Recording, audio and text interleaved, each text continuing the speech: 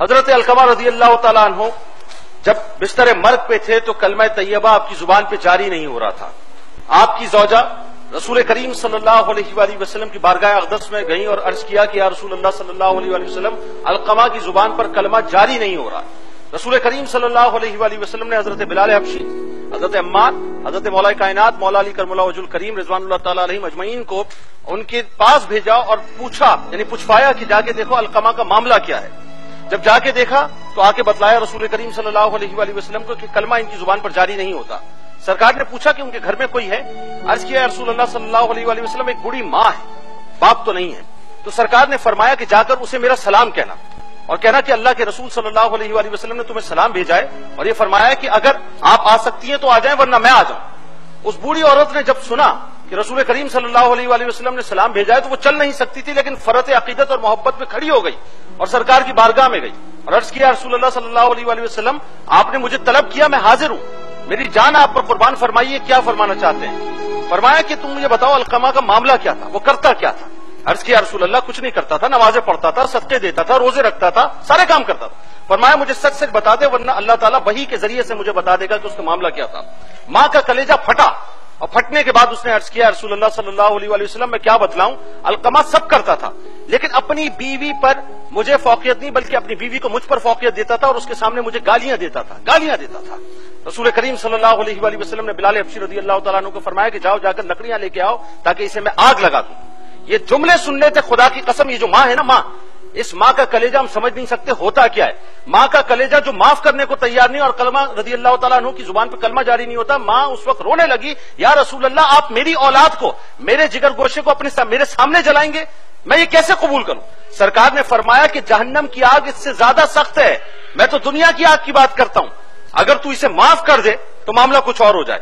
خدا کی قسم ماں کی ممتا پر قربان جائیے کہ اللہ اپنی محبت کی مثال ماؤں کی محبت پہ رکھ کے دیتا ہے کہ میں ماؤں سے 70 گنا زیادہ چاہتا ہوں. اس ماں کا کلیجہ پھٹ گیا، اس نے عرض کیا رسول اللہ صلی اللہ علیہ وآلہ وسلم میں علقمہ کو جہنم کی نار میں نہیں جھونکنے دوں گی، میں نے اسے معاف کیا. سرکار نے فرمایا بلال حبشی رضی اللہ تعالیٰ عنہ کو کہ جاؤ جا کر دیکھو کہ کہیں ایسا تو نہیں کہ اس نے میرے تقدس کی وجہ سے جو ہے وہ ایسے ہی کہہ دیا ہو. میرے سرکار بھی تو رحمت للعالمین ہے نا، انہوں نے تو رحمتیں بکھیر دی ہیں. بلال حبشی گئے رضی اللہ تعالیٰ عنہ، جا کر دیکھا کہ علقمہ رضی اللہ تعالیٰ عنہ کی زبان پر کلمہ جاری ہو گیا.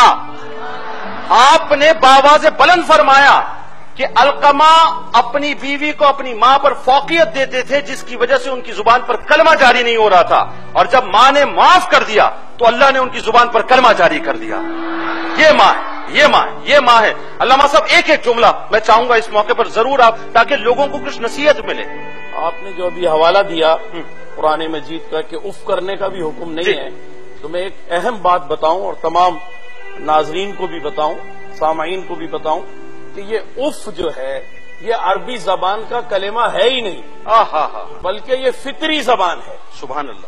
اور اللہ تبارک و تعالی نے یہ جو فرمایا کہ اف نہ کیا جائے، مطلب یہ کہ انتہائی کسی ضرورت کے تحت اگر کوئی شخص جیسے گھر سے نکل رہا ہے، فرض کیجئے صبح اپنے دفتر جا رہا ہے، گاڑی کی چابی اس کی انگلی میں ہے، ناچ رہی ہے اور وہ نکل رہا ہے، اور اب وہ گھر سے جیسے ہی نکلتا ہے سب سے بات ہو چکی ہے، میٹنگ کی معاملات طے ہو چکے ہیں، گاڑی سٹارٹ بھی کر لی اس نے، اور ماں آواز دے دے اس وقت کہ بیٹا میری بات سن لو، تو اب اس وقت تو وہ اف بولے گا ہی نا کہ اف اس وقت مجھے آواز دی ہے کہ میں نے 10 منٹ بعد دفتر پہنچنا ہے، میرے میٹنگز کے معاملات ہیں، میں نے فلاں جگہ سے پیسے وصول کرنے ہیں، یہ سب کام ہے. تو اللہ تبارک و تعالی نے یہ فرمایا کہ کسی بھی حال میں اف نہیں کہنا ہے. کرنا کیا چاہیے؟ وہ فوراً ڈرائیونگ سیٹ چھوڑ کر کے باہر نکلے، ماں کے پاس آ کر کے بیٹھ جائے اور کہے کہ سارے دنیا کے کام آپ کی خاطر قربان.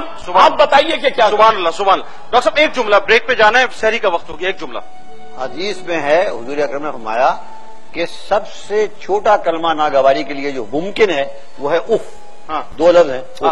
اگر اس سے چھوٹا کلمہ بھی کوئی ہوتا تو اللہ اس کو بھی ماں کے سامنے کہنا حرام قرار دے. سبحان اللہ سبحان اللہ.